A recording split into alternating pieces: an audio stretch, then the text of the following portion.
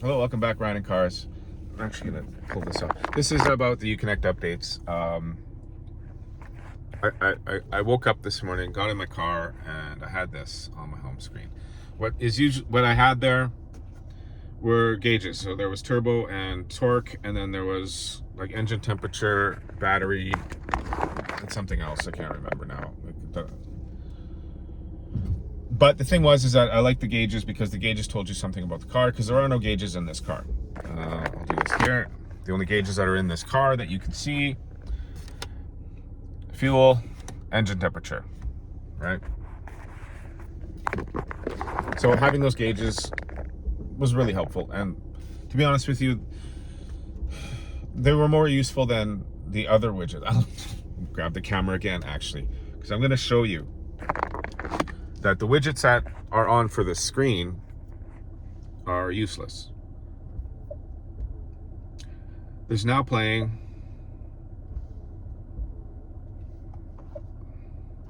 climate, navigation, phone favorites, phone recents, trip A, trip B, my car, seats, wheels, shortcuts. There used to be a second page, now there's no second page. Now, the climate is all here, the media stuff is all here, navigation is right here, phone stuff is right here, and the vehicle stuff is right here. So I actually don't need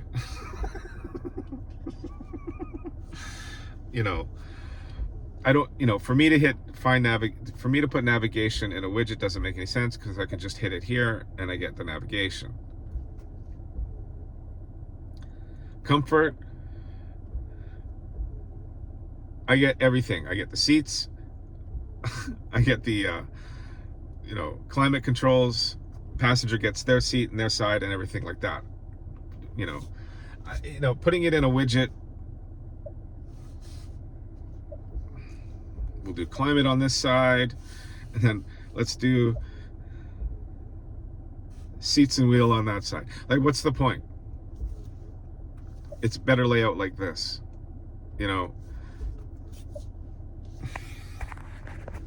So for them to get rid of like actual useful widgets, which was the gauges, is kind of idiotic. And now, I don't know what to say at this point, because it's silly. So on the weekend, I got notifications from that thread. I'm on the Dodge Hornet Owners forum, and all weekend people were posting to that Uconnect thing, because I don't know if I just explained it, but when I lost the widgets, it asked me if I wanted to download the next Uconnect update, and you have to say okay or not, right? And I hit okay, and I lost my widgets. Oh. Then it was, I don't know, less than a week later, but it was almost a week later, I was on the forum, and one guy was on there saying, hey, I talked to Dodge Cares and told them about the loss of the widgets in my car, and they said they were gonna send out an update to fix it all, and I got my widgets back. So I went back out to my car, and lo and behold, the widgets were available again. So I put them back up on the home screen. No, not yesterday, but the day before yesterday, I had those gauges on my car. But when I got in the car that morning, it said update finished, and I didn't allow for any update. So there's a mysterious update that happened without my consent, sort of thing, right? And I just hit okay, and I still had my widgets. All was right with the world. I got in my car this morning, and another update must have happened overnight, because the widgets are gone now. And so that was kind of the talk that was happening on the forum was, I've been hitting no for updates. Some guys writing, I've been hitting no for updates, and finally it forced one. I don't know why Dodge does this, like ask us for some updates, ask us to approve some, and then others they'll just push through. And like, why ask for our consent at this point, right? Like, it's a very shifty thing going on. Like my iPhone has been sitting, it's been ready for an update for a long time. I don't have enough storage on my phone to actually download the update, which I don't like the phone updates. I really don't. I know that it makes the phone more complicated. It moves my stuff around and it adds new features that I don't want. And usually, and I say this, I've said this before in a video, usually with these updates, they're piggybacking something to benefit them. And it's usually something big. It's some way to, I don't know, generally speaking, when these things happen, it does not benefit us. It benefits the company more than it benefits us. It's some way to get more information out of us. It's some way to get us to pay something or introduce a paywall or to add features that will, you know, cost us money that we can pay for. I don't know what to say about that other than, you know, what I've seen through the years is that building a product, sending it out there, and having it work for a really long time is not a good business model. Yes, you keep customers happy that way by building something really good and it being out there. However, you will go bankrupt because then everybody buys your product, and once that product's all sold and everybody has one, they don't need it anymore. In the 2000s, we were being told in seminars, business seminars and investing seminars, you know, to go to a subscription-based model of business where people pay a monthly fee. And I was with a buddy, and he was making websites, and they had a product that they sold, that they still sell, and it does really well. But it is a subscription-based model. So you buy this product off them, but you pay them monthly to use it, sort of thing, right? Which is what cars are trying to do, of course. Which means places like BMW, where the car is loaded with everything, with every option. However, you pay a subscription fee. I think it's BMW. I'm pretty sure Tesla does it too, I think. And BMW's not the only one. And, you know, if you want heated seats, if you want a heated steering wheel, if you want, you know, air conditioning, if you want glow weird lighting in your car, you pay the subscription fee for it. If you want remote start, you pay a subscription fee for it, right? And I think every car manufacturer is going to go that way. Like, the car will be built out 100% fully loaded with every option that you can put in the car. Now, in order for you to use it, you got a paywall, right? Toyota was doing that. I remember Toyota first coming out in the early mid 2000s, late 2000s, where on the key fob was, you could get a remote start button on your key fob, right? But they slowly moved away from that, just adding it to their app, right? Where you pay a subscription fee and then you can remote start with your phone, sort of thing, right? And most car companies are doing that now. Like, even Dodge has it. On my key fob, my Dodge key fob, I would have much rather had an exact copy of the Alfa Romeo key fob, but I have the lift gate and there's a remote start button, right? And I can actually remote start my car. It doesn't, the distance isn't very far. It's like 50 feet, I think.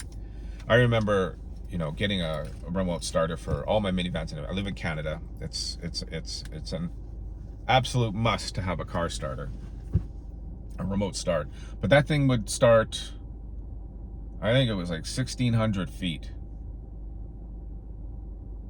It was an incredible distance. And if you held it to your jaw and used your head as an extra, you know, boosting antenna, you know, the thing would, like, an incredible amount of feet away.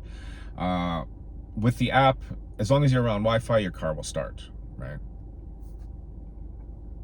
Generally speaking, there was a guy I remember in the forum, he was like, I work in this building and the Wi-Fi is spotty and where my car sits, it's enclosed, so, you know, it can't get any, it can't talk to any satellites or anything, right? Or any Wi-Fi or whatever. So he got the app to remote car from his office, so that by the time he gets down, the car is warm, sort of thing. But where his car is parked and how everything is situated, either the key fob nor the app works to start his car remotely, right? Which was kind of a unique situation, and a little comical. Because he bought a car and he wanted remote start, and he got it, and none of it works. So yeah, that was just, I don't know, a little update on what is going on with the Uconnect 5, I think it is. Yeah, in the Dodge Hornet. I know, like in a lot of stuff that was being posted on the forum. One guy, his update, he drives the GT, which is a regular gas version, not the hybrid. And and he every time that he gets out of sport mode now, it shows him, he's got the hybrid Uconnect system, right? Well, he can go to hybrid and economical and things like that, I guess. I don't know. The thing, it's silly. It's silly getting it wrong on these cars. Dodge, I don't know. Dodge, I guess, have always had really good cars and stuff like that. Where I really see Dodge is failing is always at the customer service end, right? Always at the customer service end. Because even if you got a crappy car, like, this is what I know about BMW. This is why I like BMWs. This is why I drove a BMW. This is why I owned a BMW. Because BMWs are not reliable. I think a general consensus of that throughout the world, BMWs are not reliable and they are expensive to repair. Okay. When you own a brand new BMW and things break on it when it's brand new, because they do, lots of new cars do, but BMW specifically, you are treated like a king when you go to the dealership to get your car fixed. And if your BMW dealership doesn't do that for you, there's something wrong with your BMW dealership, because the BMW service was amazing. They take really good care of you. They give you the exact similar car that you're currently driving. While they fix it, they give you a car. If you're driving an X5 and it breaks down and you got to take it to the dealership for warranty work, they give you an X5 out of the lot to drive around until your car is fixed. If you're driving a 3 Series, you get a 3 Series to drive around until your car is fixed. That's what I know about BMW, at least where I am from, and how BMW treats their customers in my area. I don't know about the rest of the world, but that's why I promote BMW, because, yeah, it's a really fun car to drive. One of the best cars to drive ever. But they break down all the time, and they're expensive to maintain and all of that, especially if you were doing it through a mechanic, which you don't have to. BMWs are simple and easy to work on, actually, especially for modern cars. But that aside, BMW knows this, and the dealerships treat you like a king. They want your business. The cars are complicated, and yes, they break down, and yes, they're expensive to maintain, but they still want your business, and they'll treat you really good coming back. Anywho, that's my thoughts. Dodge sucks on customer stuff, right? Yeah, that's what I've noticed owning a Dodge. My dad owned a Ford Ranger, and he just stopped taking it to the dealership. I think the last thing that he went to the dealership for was for an O2 sensor, and that was the last thing. Did all the work on, even though it was under warranty. Did all the work ourselves. Did the tune, everything. Did everything ourselves. The dealership was not helpful. My Honda dealerships, the 2 Honda dealerships that I went to where I used to live when I owned my Hondas, glorious. Not a problem. Toyota, even on the island, Toyota here, Toyota over there, glorious. Not a problem. Cars aren't a problem in the first place, but you can have a bad dealership experience, sort of thing, customer service end, and we had no troubles, right? this is why my parents say, no, never take it to the dealership. And I can see why. Like, I'm scared of taking this car to the dealership, but I can only take it to the dealership because out of everybody out there in the world, even though they don't know everything about the car sort of thing, they know the most, which is kind of, you know, double-edged sword. I hate taking it there. I really do. Because not that I don't trust them, not that they're shifty or anything like that. They just don't know, right? They're not knowledgeable about the car. They're just not. And the place that I am taking it to currently, they are very good to me. They are very good to me. It's just on this end here where it's this user experience now that I got a problem with the Uconnect. Like, I have a problem with the software in the car, basically. The mechanical stuff in the car is working 100% perfect, right? But it's all this software stuff, and it's causing these weird, glitchy, complainy things that I don't want to deal with.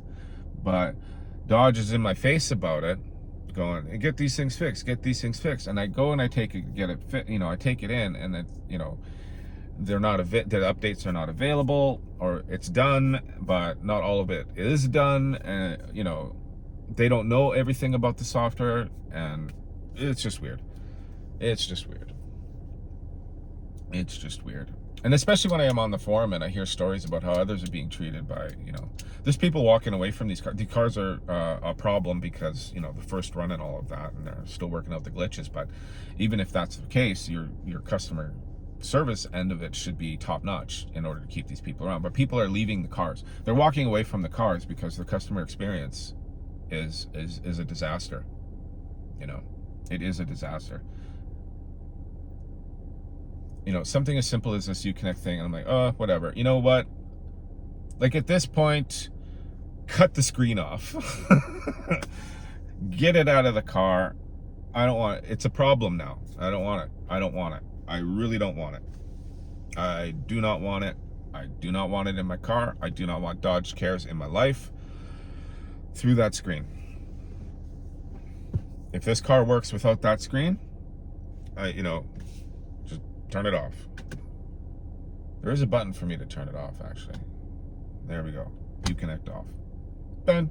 Solved.